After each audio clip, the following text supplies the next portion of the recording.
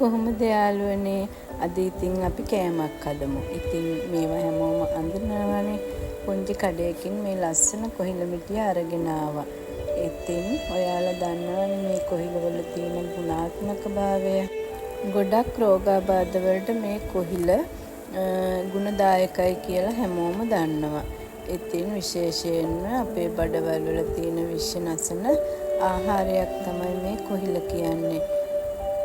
මම නම් ඉතින් මේ කොහිල ටික කොටු කපාගෙන පුංචි වංගෙඩියට දාලා තලලා තමයි වියන්න ගන්නෙ. එතකොට හරිම මේ මෙලකට එනවා මේ ව්‍යංජනය. ඉතින් බලන්නකෝ මේ ටික තලලා මම ලුණුයි කහයි දාපු වතුරයකට දාලා මිරිකලා ගන්නවා. ඉතින් මම මේ ලුණුයි කහයි දැම්මේ ඒවයි තියෙන අර විස එහෙම තිබුණොත් ඒවා යන්නයි. එතකොට අපිට ෂුවර්නේ ඉතින් මේක හොඳටම ඒක නිසා පුරුද්දට වගේ එහෙම කරා. ඉතින් බලන්න කොහිල ටික විස වෙනවා. මම ඉතින් ඒවත් අරගෙන තමයි මේ දාගන්නේ. ඉතින් හොදලා ගන්න නිසා මොකොත් හිතන්න එපා හොඳේ.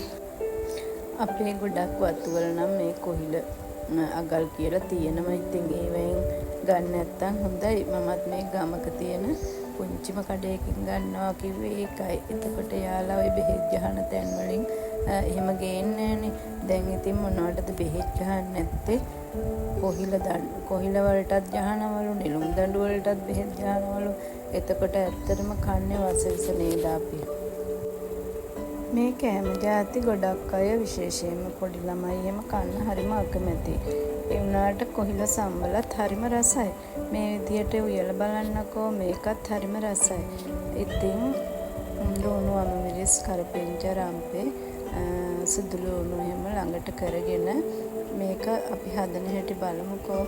මේ ඉතින් කපාගත්තු ඒ කොහිල ටික වතුරෙන් මිරිකලා අරගෙන ලිපේ හට්ටියක් තියලා ඒකට අර සුදු ලුණු රම්පේ කරපිංචා සේරම දාලා අපිට ටිකුත් ඉස්සෙල්ලා ඉතින් දැම්මා. ඒක නම් පේන්නේ එහෙම දාලා අමුතුන පහත් මිරිසුත් උළුහාල් ගම්මිරිස් සේරමේ තෙලට දාගත්තා.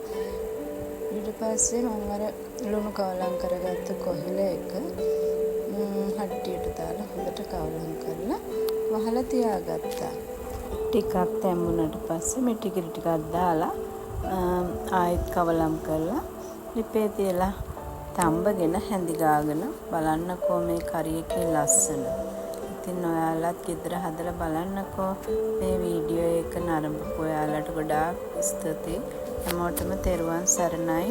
ඉතින් මං ගිහින් එන්නම්.